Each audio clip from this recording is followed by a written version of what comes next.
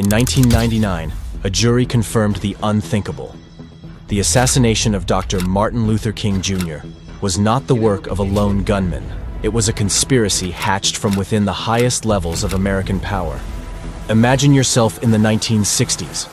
Martin Luther King Jr.'s message of peace and equality is threatening the status quo, electrifying crowds, and inspiring resistance. His influence has become too mighty to ignore. Behind closed doors, America's most powerful government agency, the FBI, feels the fear of losing control.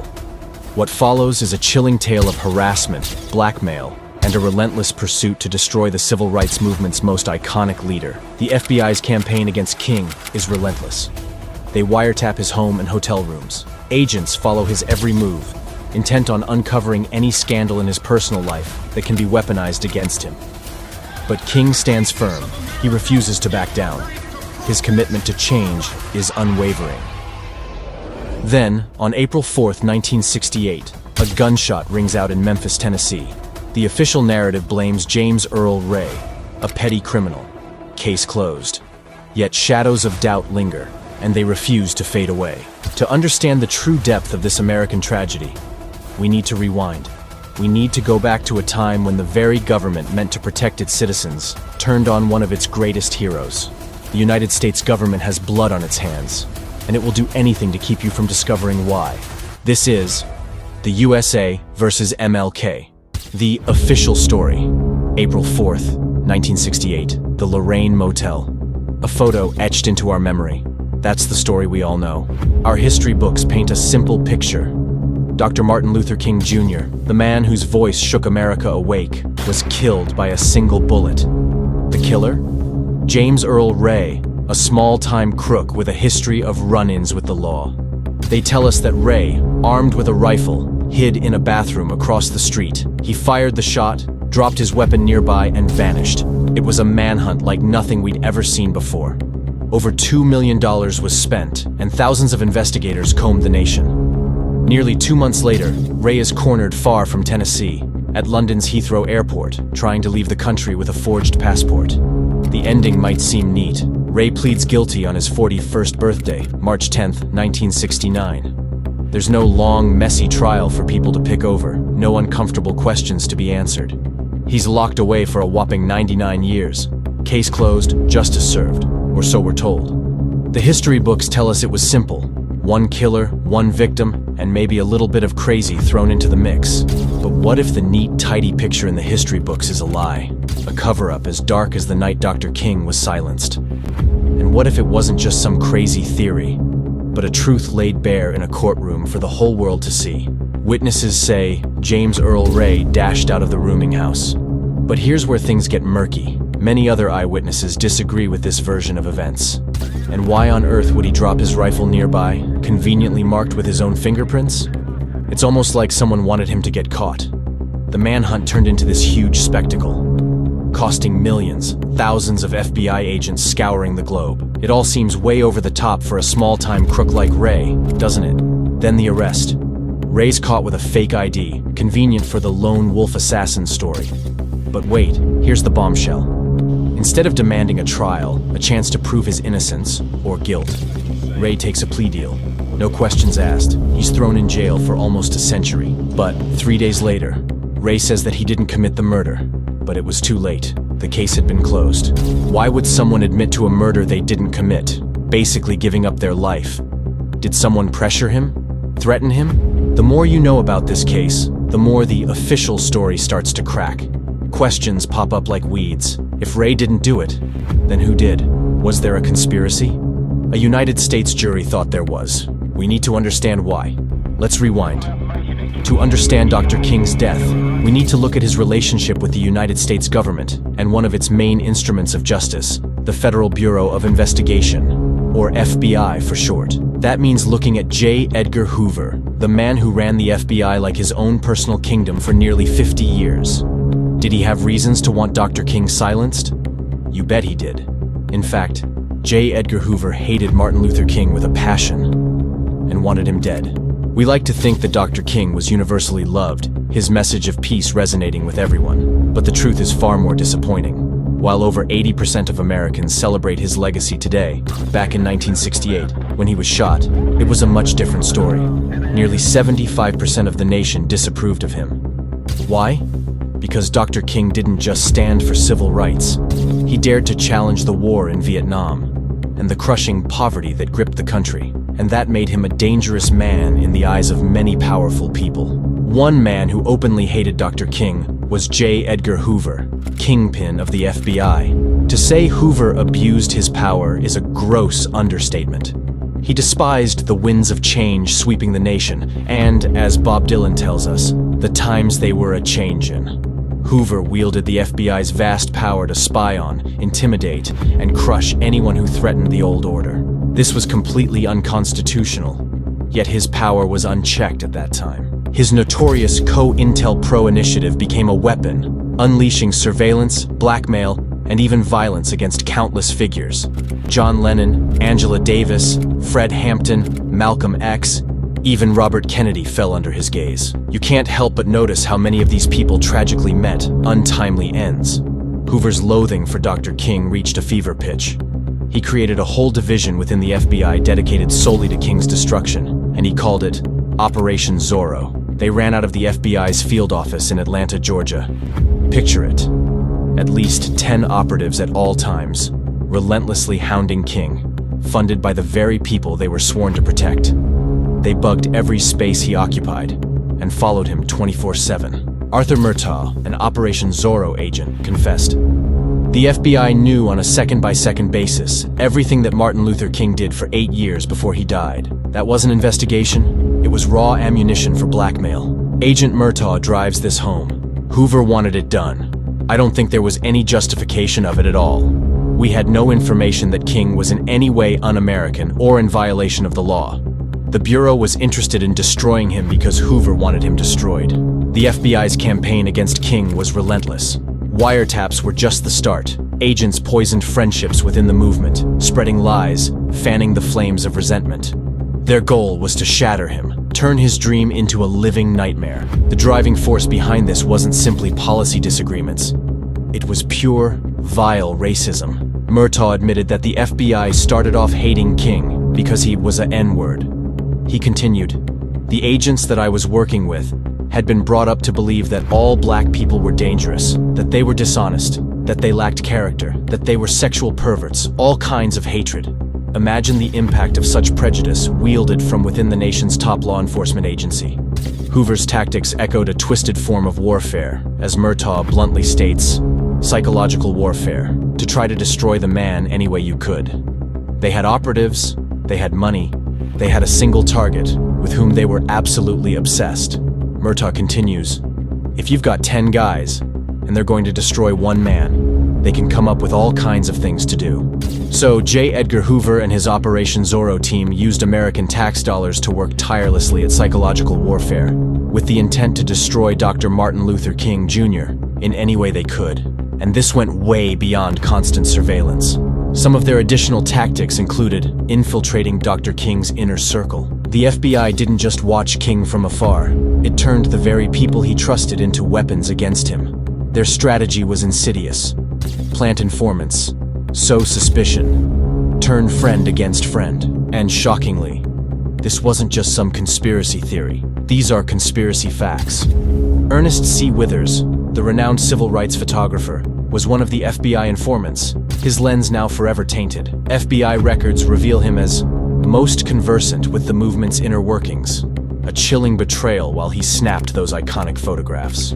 But Withers wasn't alone. Arthur Murtaugh, the former Operation Zorro agent, confessed to having 17 informants feeding him information, a whole network of spies hidden within King's circle.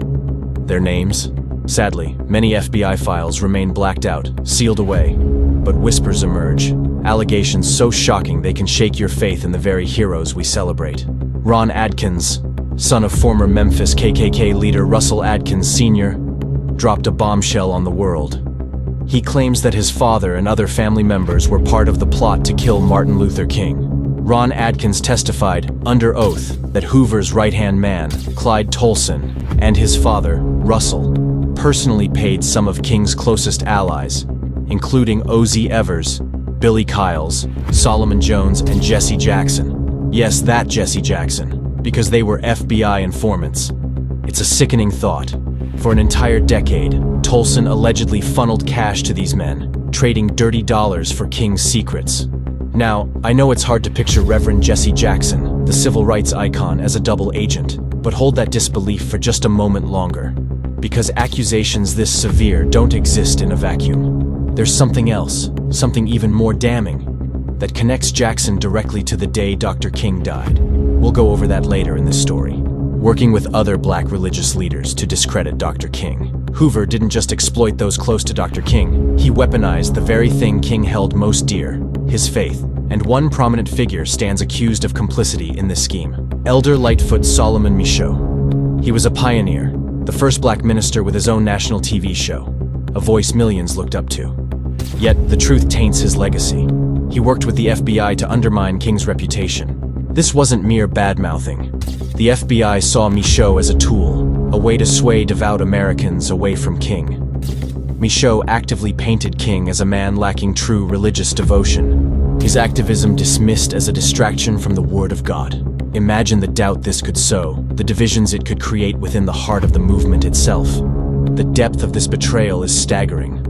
King's moral leadership stemmed from his faith, his fight for justice rooted in his belief system. To have his own faith used against him, to be attacked by a fellow spiritual leader, it's a blow designed to wound his very soul, and the fact that such a prominent black minister would side with Hoover, it's a devastating indictment of the FBI's ability to turn anyone into a pawn in their twisted game. King's world was shrinking. Those he counted on, his own religious community, they were all suspect now.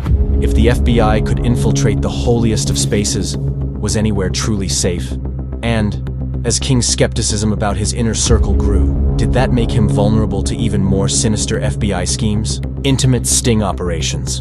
The FBI didn't just attack King's ideals. They targeted the man himself, his normal human failings. He was a complex man with human flaws, possessing immense power and celebrity, thrust into the spotlight at a young age. Seeking solace and escape, like many in his position, he found himself getting into extramarital affairs.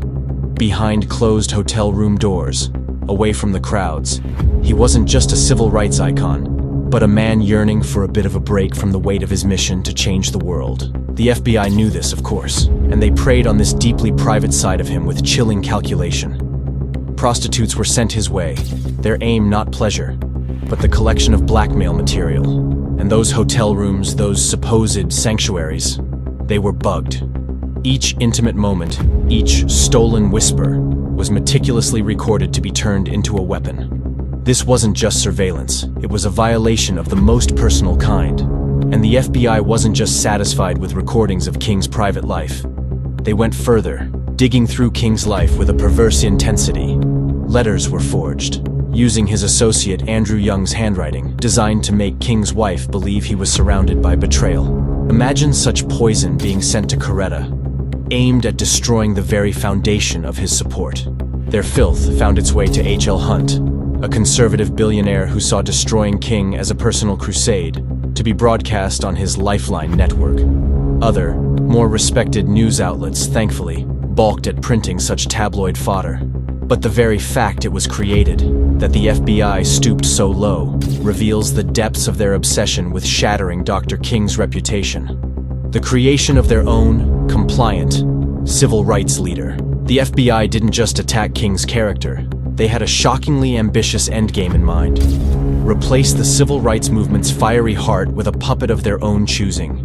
Their own memos lay their plans bare.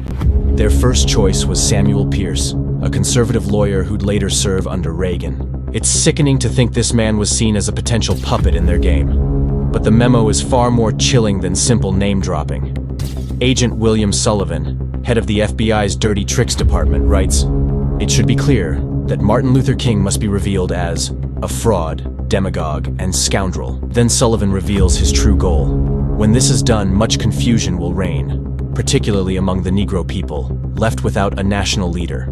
This wasn't just about tearing down King, it was about seizing power over the black community. The memo continues, proposing Samuel Pierce as their ideal replacement, a national Negro leader, to overshadow Dr. King. They craved a leader they could control, one who'd steer the movement in a proper direction, a direction the FBI would dictate, of course. Sullivan even outlines how this could be achieved, without the Bureau in any way becoming directly involved.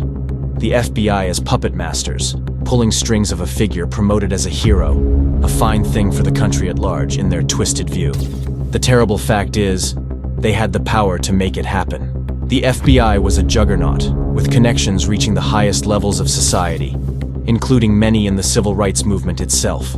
This wasn't just hatred, it was a bid for total control of a movement, of the very idea of progress. But we are just starting to scratch the surface of the FBI's misdeeds regarding Martin Luther King. Their own files show that the FBI, under the direction of J. Edgar Hoover, wanted Martin Luther King dead, and they callously tried to drive him to take his own life. The self-harm letter.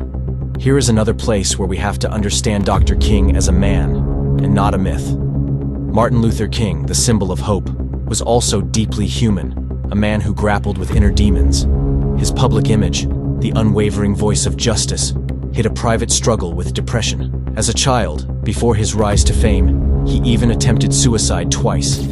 Some members of his inner circle urged him to seek psychiatric help, but he refused. Mental health carried a heavy stigma in the 1960s, and King rightly feared his enemies, like the FBI, would exploit this vulnerability. Sadly, his fears would prove all too real.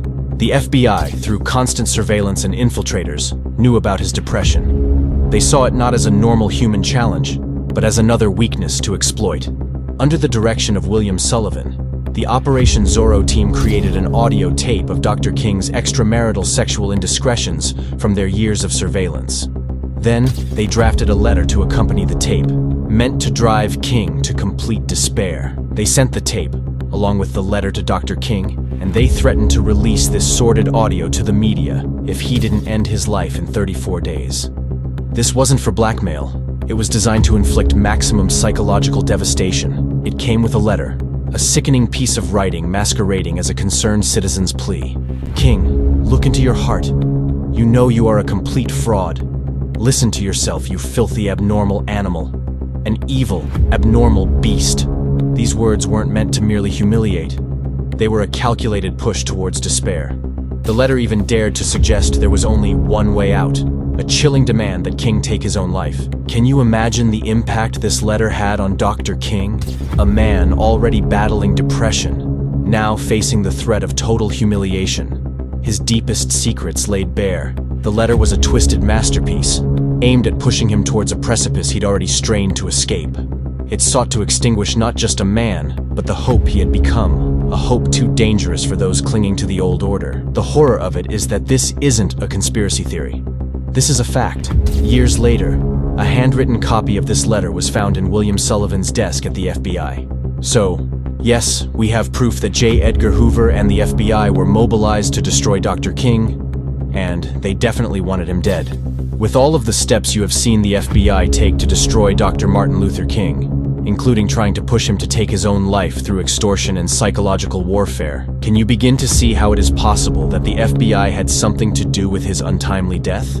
When this evidence, and much more that will be covered in part 2 of this series, came out in the 1999 court case, it only took the jury 1 hour to unanimously agree that James Earl Ray was innocent, and that Dr. Martin Luther King was assassinated by a conspiracy that included multiple government agencies. The lawyer in that case, William Pepper, uncovered many of the facts that we are discussing in this video and many more. He published his extensive research in an explosive 3-book trilogy: Act of State, Orders to Kill, and The Plot to Kill King. All of these amazing books are available on Audible. You can go deeper into this story and discover more facts to support what is presented here by subscribing to Audible using the link in the description. By using that link, you will also support the work that goes into bringing you these unknown true conspiracy stories that are normally hidden behind the corridors of power. Please subscribe using the link below. Solving the crime. When investigating any crime, detectives look for 3 things to reveal the guilty party: means, motive, and opportunity. Did the FBI have the means? Absolutely.